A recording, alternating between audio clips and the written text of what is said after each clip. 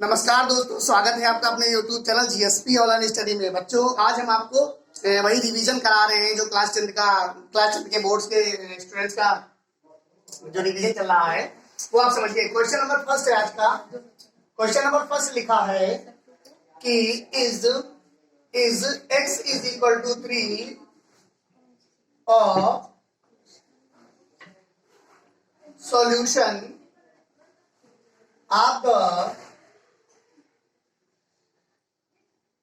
of the quadratic question x square minus 5x plus 7। इसको check करना है कि ये है कि नहीं है x बराबर 3। तो रूट्स की जब बात करते हैं, मूल की जब हिंदी में मूल कहते हैं, इंग्लिश में रूट्स कहते हैं, तो जीरो भी कहते हैं इंग्लिश में। तो आप ये समझिए एक्स स्क्वायर एफ एक्स, ये एफ एक्स क्वाड्रेटिक क्वेश्चन है, एफ एक्स बराबर एक्स स्क्वायर माइनस ऐसे हो गया। तो आप ये समझिए एक्स इज इक्वल टू हमें 3 रख देना है, एक्स इज इक्वल टू 3 रखना है। तो बराबर में जहां जहां एक्स है वहां वहां 3 रख दीजिए। 7 3 3 जा 9, 5 3 जा 15 और ये 9 6 9 और ये 7 16 है, ये 15 है, ये 0 के बराबर में F3 is not equal to 0. F3 is not equal to 0. So we can say that x is equal to 3 is not a proper solution of the given polynomial or quadratic question. Clear है? इसको screenshot लेकर के note कर लीजिएगा, कहीं सवाल लगा है आप एकदम समझ लीजिएगा। ओके, देखिए बच्चों, यहाँ 16 माइनस 15 इज इक्वल टू 1 तो आएगा, बट हमें 0 लाना था ना, तो मैंने लिख दिया F3 is not equal to 0। So x is equal to 3 is not a solution of the, मैंने बोला था अभी, given quadratic equation। क्लियर बात है? तो कोई दिक्कत नहीं है, ठीक है। ओके, देखिए सभी लोग बहुत ध्यान से देखिए। ये क्वेश्चन है, कह रहे हैं कि इफ LM, ये जो LM है बच्चों, LM ये पैरेलल है किसके? BC के। और एक ये A और LN है, ये LN है। जो LN है वो पैरेलल किसके है? LN जो पैरेलल है वो किसके है? CD के। ये देख रहे हैं? तो आप ये समझिए, हम सबसे पहले देख लें इन ट्राइंगल, यहां सोल्यूशन दे रहे हैं आपको, इन ट्राइंगल ABC में हमने ABC में देखा, तो ABC में दिया गया है कि LM पैरेलल BC है।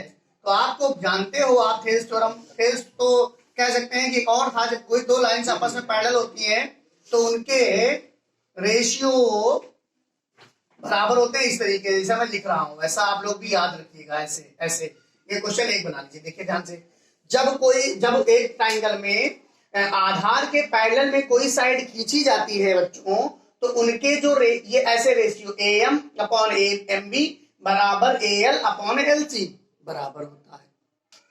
क्लियर बात आ रही है समझ में? अब इन ट्राइंगल, दोबारा ट्राइंगल ले लीजिए, इन ट्राइंगल ADC में LN पैरेलल है किसके? DC के। तो बच्चों क्या लिख देंगे? AN upon ND is equal to AL upon LC। आपको देख रहे होंगे क्वेश्चन 2 ये और ये सेम लिखा मिल रहा है कि नहीं मिल रहा है? तो लिख देंगे प्यार से, फ्रॉम इक्वेशन 1 एंड 2 हम 1 और 2 से we find that AM upon MB is equal to AN upon ND। ये आपका प्रूव्ड हो गया, लिख दीजिए हेंस प्रूव्ड। और जब आ जाए आंसर तो थोड़ा सा मुस्कुरा लीजिए, ठीक है? नोट कर लीजिए स्क्रीनशॉट लेकर के। क्या है कर देते? देखो बच्चों, यहाँ पर हेंस प्रूव्ड ना लिख करके थोड़ा आगे सवाल को बढ़ा देते हैं। देखिए ये चीज तो आपको सिद्ध करनी थी, हमें लगा कि यहाँ से क्वेश्चन समाप्त हो गया, बट आपको सिद्ध क्या करना? AM अपॉन AB यानी कि AM अपॉन AB प्रूव करना। तो कोई दिक्कत नहीं है, परेशानी वाली कोई बात नहीं है। हम क्या करेंगे, इसमें दोनों साइड्स में 1 1 जोड़ देंगे। क्या करेंगे? 1 1 जोड़ देंगे। AM अपॉन MB और बराबर में an अपॉन में nd था बेटा, था कि नहीं था? तो आप ये बताइए, यहाँ पर 1 जोड़ दीजिए और यहाँ पर भी 1 जोड़ दीजिए। जोड़ दिया तो यहाँ क्या आ जाएगा, am और प्लस mb अपॉन में mb अपॉन में mb। यहाँ क्या आ जाएगा, an प्लस nd अपॉन में कितना, nd। बात समझ में आ रही? तो ये देखो am और mb को जोड़ देंगे, am और mb को जोड़ेंगे तो क्या मिलेगा मुझे, ab मिलेगा। क्या मिलेगा, ab अपॉन mb बराबर में ad अपॉन nd। समझिएगा अभी देखिएगा, मैं इसको थोड़ा और करूंगा। मुझे ab लाना था, क्या लाना था, ab अपॉन mb ले आए हम, तो ab अपॉन mb ले आए, जबकि लाना मुझे था am अपॉन ab। क्या लाना था, am अपॉन ab। तो आप ये समझिए, देखिए बच्चों, अगर आपको मान लीजिए यहां से प्रूफ करने के लिए ये दे दिया जाए तो आप ऐसे ही प्रूफ कर लेना। और यहां पर हम क्वेश्चन दूसरा बना दे रहे हैं, ये पहला क्वेश्चन है, ये पहला क्वेश्चन था और ये दूसरा क्वेश्चन हमने बना दिया कि आप इसको प्रूफ करिए ab अपॉन mb बराबर में ad अपॉन nd। ये प्रूफ कर लोगे ना। मान लीजिए ये ना क्वेश्चन ये आ जाए तो आप इसको मिटाएंगे नहीं, बस ये आपका रिलेटेड इससे नहीं है, इससे है, ये भी पेपर में आ सकता है। तो आप इसको गलत ना करिए, गलत नहीं है, ये इससे रिलेटेड नहीं है बस। तो ये आप इसको ये समझ लीजिए कि हमको ऐसे प्रूफ करना रहता है ये लाने के लिए। अब हमको ये प्रूफ करना है तो कैसे प्रूफ करेंगे, ये देखिए आपको हम बता रहे हैं, समझिए थोड़ा सा। देखो हम क्या करेंगे, in triangle AML and triangle ABC में देखेंगे।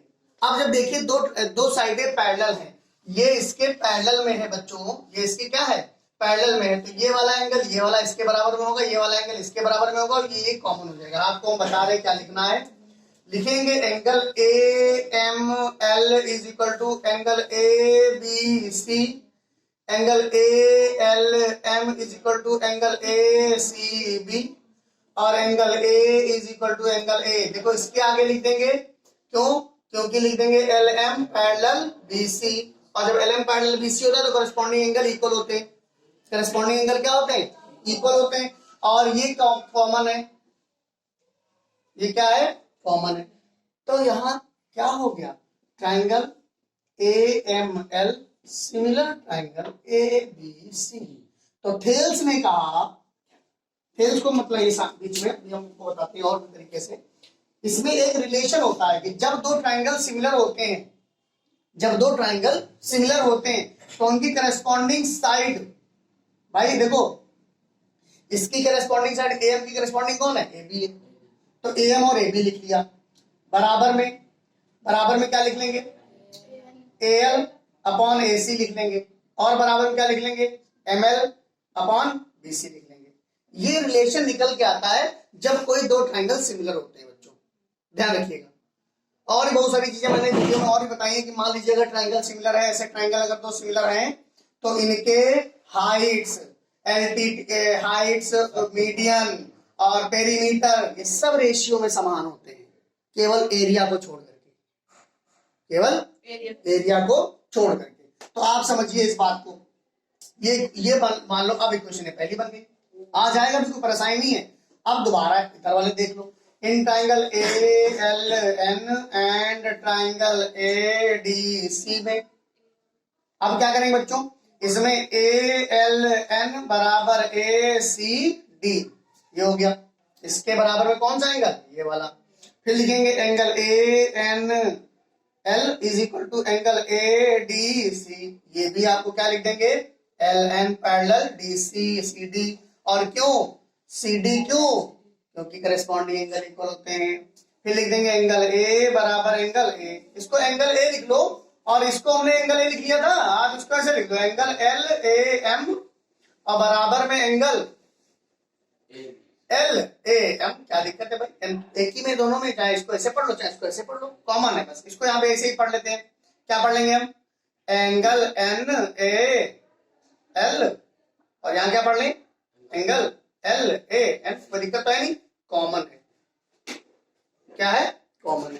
तो क्या रेशियो इसके नहीं बराबर होंगे, ए एन अपॉन में ए, डी बराबर में ए, एल अपॉन में ए, सी बराबर में एल एन अपॉन में सी। ये क्वेश्चन नंबर क्या हो गया?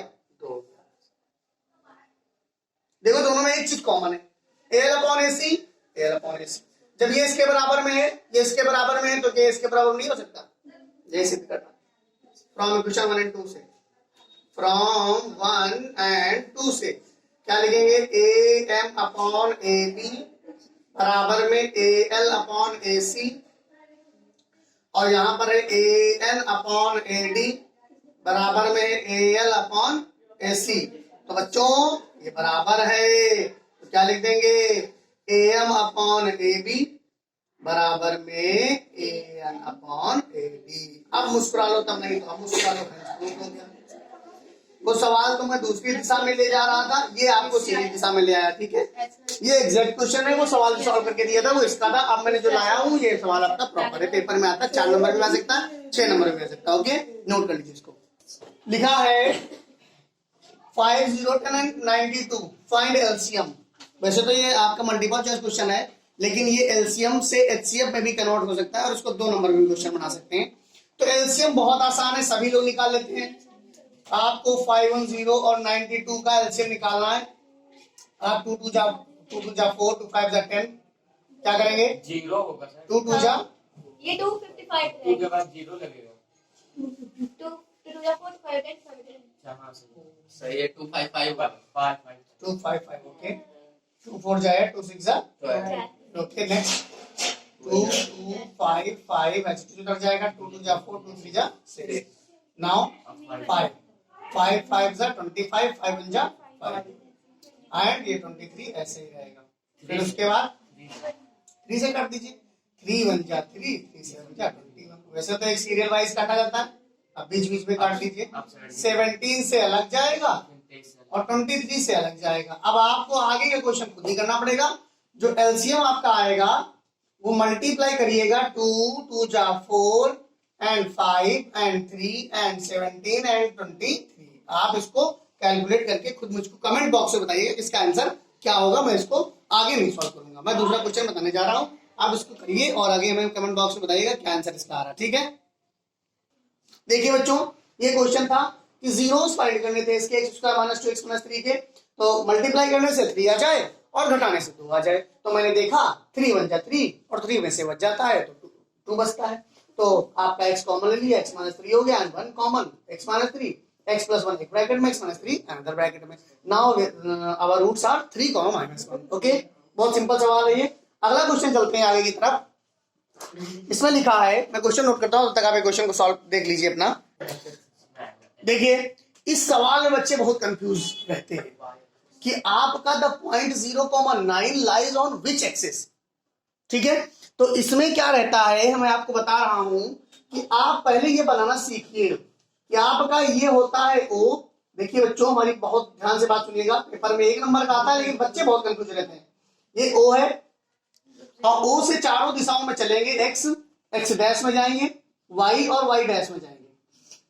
ठीक है, तो हमारा जो ये सब होता है ये पॉजिटिव होता है सारा। ऐसे बस पॉजिटिव निगेटिव समझिए, ये पॉजिटिव होता है, ये सारा निगेटिव होता है और ये भी पॉजिटिव होता है बच्चों, ये सारा पॉजिटिव होता है और ये निगेटिव होता है। मैं क्वेश्चन तो बता ही रहा हूं, उससे संबंधित बाकी जो चीजें भी रिलेटेड चीजें हैं वो मैं डिस्कस कर रहा हूं। तो आप ये समझिए ये भी माइनस का सारी चीजें हो गई। जब कभी भी हम प्लस प्लस की बात करते हैं तो यहां भी प्लस यहां भी प्लस होता है, इसको कहते हैं फर्स्ट क्वाड्रेंट। 2 तरीके से क्वेश्चन आते हैं, या तो क्वाड्रेंट पूछेगा या एक्सिस पूछेगा, या तो क्वाड्रेंट पूछेगा या एक्सिस पूछेगा। तो हमारा फर्स्ट क्वाड्रेंट, ये सेकंड क्वाड्रेंट, ये थर्ड क्वाड्रेंट और ये फोर्थ क्वाड्रेंट। हमेशा एक्स आगे और वाई पीछे रहता है, एक्स राम वाई लक्ष्मण। ठीक है, राम लक्ष्मण के हिसाब से भी सीख सकते हो कि एक्स हमेशा बड़ा, मतलब एक्स हमेशा आगे और वाई हमेशा पीछे, एक्स पहले वाई बाद में। ठीक है, होम प्लस चाहे माइनस, चाहे गुस्सा हो चाहे ना हो, लेकिन वो रहेंगे आगे। तो आप ये समझिए यहां पर प्लस है, यहां प्लस है, दोनों प्लस प्लस के हैं। तो फर्स्ट क्वाड्रेंट एक माइनस का है और एक प्लस का है, तो राम गुस्सा है लक्ष्मण खुश है, तो ये सेकंड क्वाड्रेंट में हो गए। अब आगे थर्ड क्वाड्रेंट में क्या आ जाएगा, दोनों गुस्से में है बहुत ज्यादा रावण पर, ठीक है, तीसरे क्वाड्रेंट में आ गया। चौथे में क्या होगा कि लक्ष्मण थोड़ा गुस्सा है और राम थोड़ा खुश है और लक्ष्मण थोड़ा नाराज है। ऐसे समझ लो ट्रिक, जब तक ट्रिक नहीं आपको कोई दिमाग में कौंधेगी, बिजली की तरह चमकेगी चौंकेगी, तब तक आपको समझ में नहीं आएगा। अब ये समझिए, हमेशा हम बच्चे बताते रहते हैं कि ऑर्डिनेट ऑब्सिसा होता है, एक्स को ऑर्डिनेट कहते हैं, वाई को एब्सिसा कहते हैं, भुज और कोटि हिंदी में कहते हैं। एक्स हमेशा ऑर्डिनेट, एब्सिसा एंड ऑर्डिनेट, पहले एब्सिसा होता है फिर ऑर्डिनेट होता है ना। तो इस तरीके से भुज और कोटि करके याद रखिए। अब ये सवाल दिया गया, ये अब आप बताइए 0 और 9 है तो ये क्वाड्रेंट में स्थित नहीं होगा, ये एक्सिस पर स्थित होगा। तो किस एक्सिस पर होगा? ओ वाई एक्सिस पर। देखिए ये तो 0 ही है, तो यानी कि यहाँ पर एक्स तो यहीं पर होगा और वाई पर हम 9 चलेंगे प्लस की तरफ, तो यहाँ कहीं ओ वाई एक्सिस पर स्थित होगा। बात क्लियर है? एकदम समझ में आ गई? ठीक है, देखिए मेरे प्यारे बच्चों, क्वेश्चन लिखा हुआ है the radius of a circular pond is 1.4 metre, find the radius of another circular pond whose area is 1/4 of the area of this pond. कहने का मतलब ये है कि दो तालाब, पॉन्ड मतलब तालाब होते हैं, दो तालाब दिए गए हैं। एक तालाब का कह रहे हैं कि area of 1/4 of the area of this pond. जो पॉन्ड बड़ा है, मान लीजिए एक पॉन्ड बड़ा है, सर्कुलर पॉन्ड है, और एक छोटा है, तो जाहिर सी बात है इसका एरिया कम होगा। क्लियर बात है? तो एरिया इसका पाई आर स्क्वायर ही होता है और इसका एरिया पाई आर, इसको R1 मान लो, इसको दूसरे वाले इसको R2 मान लो, रहेगा तो यही। अब इनमें अंतर क्या है कि ये छोटा ये बड़ा, इसको 1/4 कर दो, ये छोटा नहीं हो गया, ये समझना है 1/4 से मल्टीप्लाई करके छोटा हो गया। कहने का मतलब ये है कि इसका एरिया इसके एरिया के 1/4 गुने के बराबर है। बराबर लगा देना, अब ये दोनों बराबर हो गए, बराबर हो गए। तो ये पहला है, फर्स्ट पॉन्ड है, फर्स्ट पॉन्ड है, ये सेकंड पॉन्ड है। समझ लो, मैं बिल्कुल एक्सक्लूसिव तरीके से बता रहा हूं। अब देखिए first pond second pond, first pond का डायमीटर दिया गया है, रेडियस दी गई है, तो 1/4 इंटू में 22.7 डाल दीजिए। यहाँ पर क्या आ जाएगा 1.4 इंटू 1.4 आ जाएगा। बराबर बेटा यहाँ कितना है 22/7 ही रहेगा, और यहाँ पर R2 स्क्वायर निकालनी है ना। तो आप समझिए 22/7 तो 22/7 कैंसिल हो जाएगा, कैंसिल हो गया कि नहीं हो गया। अब यहाँ से काटना स्टार्ट कर दो, यहाँ 4 है तो 2 2 जा 4, 2 7 जा 14, 2 7 जा 14। आप कितना आसानी से आंसर आ गया। R2 स्क्वायर बराबर अंडर R2 स्क्वायर बराबर 0.7 इंटू 0.7, तो R2 बराबर बेटा 0.7। आप लोग बुद्धिमान है, होशियार है, आपका आंसर एकदम क्लियर समझ में आ गया होगा। I hope so. ओके, आप नोट कर लीजिए इसको फटाफट। क्वेश्चन देखिए, बहुत इंपॉर्टेंट है, इससे रिलेटेड क्वेश्चंस बहुत बच्चों को परेशान करते हैं। What is the median of first 10 natural number? तो बच्चों फर्स्ट 10 नेचुरल नंबर सबको पता है। अगर बात करें फर्स्ट 10 प्राइम नंबर्स, तब फिर दिक्कत होती है, क्योंकि 1 प्राइम नंबर में कंसीडर नहीं किया जाता है ना। तो आपको करना क्या है, आपको यहाँ में लिखना है फर्स्ट 10 नेचुरल नंबर। आप 1 लिख लीजिए, 2 लिख लीजिए, 3 लिख लीजिए, 4 लिख लीजिए, 5 6 7 8 9 और 10 फर्स्ट 10 नेचुरल नंबर हो गए। आपको पता चल जाएगा कि यहाँ 4 छोड़ दीजिए, यहाँ 4 छोड़ दीजिए, इनको जोड़ करके 2 से डिवाइड कर दीजिए, आंसर आ जाएगा। ये तो हो गई शॉर्ट ट्रिक, लेकिन ये आप लोगों के लायक नहीं है, आप लोगों के काम की नहीं है। हम बताते हैं आपको कैसे करना है। n बराबर क्या हो गया बच्चों? n बराबर क्या हो गया 10। n बराबर क्या हो गया 10, जो कि कैसा नंबर है? इवन नंबर है।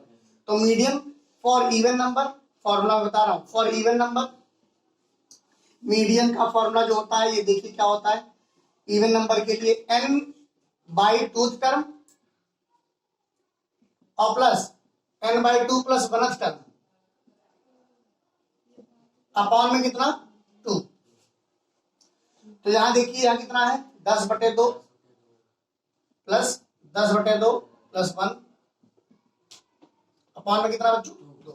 यहाँ 5th टर्म हो गया, यहाँ 6 टर्म हो गया, बटे में 2। मैंने जो कहा था वही तो आया, 5वां है और छठा जोड़ के 11 है, 11/2 5.5 आंसर आ गया आपका। क्लियर है?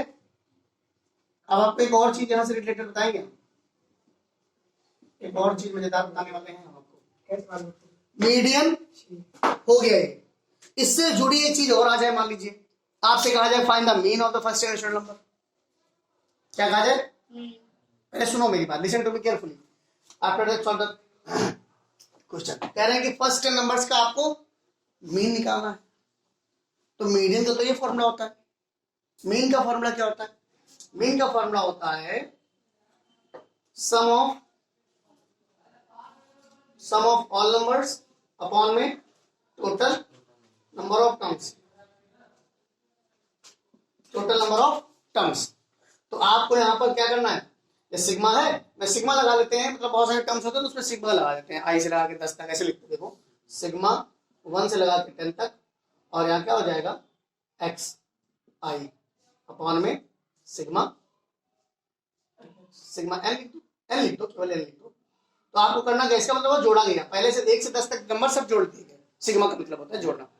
तो जोड़ दो, 10 9 19, 20 7 27, 6 33 34, 6 40 5 45, 4 49, 3 52, 2 54, 55, कितना हो गया 50। आप मेरा गलत हो सकता है, आप सही कर लीजिएगा, लेकिन आंसर कितना आया 5.5। मीन और मीडियन सेम ही रहा। मोड कह दिया जाएगा, निकालो इसका। अगर कहा जाए मोड निकालिए तो मोड इसका एक ही रहता है बेटा।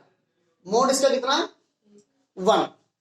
मतलब मोड इसका कुछ समझ लीजिए, सारे कोई भी नंबर रिपीट हुआ ही नहीं है, तो मोड निकालना इसमें आसान नहीं होता है। मोड के लिए 0 है, या मोड किसी भी एक नंबर को मोड कह सकते हैं। मोड मतलब इसमें नहीं निकलेगा, ठीक है, या मोड 1 निकलेगा। मोड से रिलेटेड क्वेश्चन नहीं आएंगे। मोड में अगर मान लीजिए यहाँ 10 एक बार और दे दिया जाता तो ये आपका मोड हो जाता। 10 मोड का। बात समझ में आ रही है? मीडियन मोड समझ में आया? मैंने एक वीडियो पूरा बनाया है, इसमें मैंने टेबल से उसे सारणी से सॉल्व करके पूरा दिखाया है। मीन मीडियन मोड का वीडियो अलग ही बना हुआ, उसको जाके आप देख लीजिए। मीडियन मोड आपको फॉर्मूले द्वारा समझ में आ जाएगा। ये तो 1 नंबर के सवाल है, उसमें मैंने 6 नंबर के बताया, 4 नंबर के। देखिए बच्चों क्वेश्चन देखिए, लिखा है in figure PA QB and RC and all perpendicular. देखिए ये परपेंडिकुलर है, समझ लीजिए परपेंडिकुलर्स हैं। तो आपको एक बात बता दे, 1 नंबर का सवाल है, बहुत ज्यादा इसमें कोशिश करने की आवश्यकता नहीं है। आपको दिया क्या है ए बी और अपॉन में पी क्यू, ए बी और बी सी, ए बी और बी सी, वहां दिया गया है क्या ए बी और बी सी, ए बी और बी सी बराबर में P Q upon Q R, यही तो निकालना है। तो ए बी कितना दिया गया है 6 और बी सी कितना दिया गया है 9, बराबर में पी क्यू अपॉन क्या निकालना है क्यू आर। 3 2 जा 6, 3 3 जा 9। आपका जो आंसर आ रहा है वो 2:3 आ रहा है, P Q is to Q R का। आप चेक कर लीजिए और कमेंट बॉक्स में मुझे बताइए कि आपको सवाल समझ में आया नहीं आया। देखो ये होता क्या है, मतलब ये आपका ये देखो 90 90 90 परपेंडिकुलर है, तो ये आपस में पैरेलल भी होंगे। पैरेलल होंगे कि नहीं होंगे? जब परपेंडिकुलर है तो पैरेलल भी होंगे। 2 चीजों से पहचान होती है, पहली बात तो परपेंडिकुलर है तो पैरेलल होंगे, दूसरी ये 90 90 है, ये 90 90, मतलब ये भी 90 ये भी 90 ये भी 90, तो करस्पॉन्डिंग हो गए। करस्पॉन्डिंग एंगल बराबर होते हैं। पैरेलल साइड्स का ये सम 90 भी होता है, ये सम 180 होता है, ये सब 180 होता है। कितना होता है 180। ये तो इसका मतलब ये है कि ये पैरेलल भी है। जो पैरेलल है तो ये रिलेशन लगता है, ठीक है। नोट करिए आपका क्वेश्चन। देखिए लिखा है बच्चों, the difference between circumference and diameter of a circular plot is 52.5 metre. Find the area of the circular plot. तो आप समझ लीजिए, पहले क्वेश्चन को क्लियर कर लीजिए। 52.5 है, 52.5 है, तो आप समझिए कि डिफरेंस बिटवीन सर्कमफ्रेंस बेटा क्या सर्कमफ्रेंस और माइनस डायामीटर, सब चीजें क्लियर करते हुए चलेंगे। माइनस डायामीटर, यहां सोल्यूशन दे रहे हैं, बराबर कितना है 52.5। बहुत ध्यान से देखिए, सब समझ में आ जाएगा आपके, बस आप थोड़ा दिमाग में लगाइए। सर्कमफ्रेंस क्या होता है 2 पाई आर। सर्किल का सर्कमफ्रेंस क्या होता है 2 पाई आर, और डायमीटर क्या होता है 2 आर। बहुत मजेदार तरीके से आ जाएगा समझ में। 2 आर कॉमन ले लीजिए, यहाँ पाई -1 बच गया, ठीक है, पाई -1 बच गया। बस आपका आगे सवाल समझ लीजिए। 2 आर है यहाँ पर आपका 22/7 माइनस का 1 बराबर में 52.5 आ जाएगा। जहां आपका 2 आर है, अगर मेरी स्पीड जरा से भी तेज है तो आप मुझे कमेंट बॉक्स में लिख सकते हैं कि सर आप थोड़ा धीरे धीरे पढ़ाइए, तो मैं धीरे धीरे पढ़ाऊंगा क्योंकि मेरी आदत ही तेज पढ़ाने की है। तो आप समझ लीजिए कि आपको बताना है मुझे, तो मुझे पता चल जाएगा कि आपको तेज स्पीड लग रही है कि बहुत धीमे लग रही है। क्योंकि इतना कैलकुलेशन तो आपको बहुत तेजी से आना चाहिए कि 3 घंटे में पेपर आपको खत्म करना रहता है। ये 15 है, गुणे में कितना है 2। इतना समझ में आया? इतना मैंने किया। आप ये समझिए 5 से काट दीजिए, 5 15, 5 1 5, यहाँ 10 हो जाएगा, 5 5 25। नहीं समझ में आया? आया, एकदम समझ में आया। 3 3 जा 9, 3 5 जा 15। यहाँ कितना आ जाएगा 3 5 यहाँ। तो R बराबर में मुझे 12 25 आ रही लगती हुई, सॉरी हाँ 12.25 रेडियस आ गई है। कितनी आ गई? रेडियस 12.25 आ गई। बात समझ में आ गई? इसका एरिया निकालना है। क्या सवाल सही है सब? एरिया निकालना है। Area of circular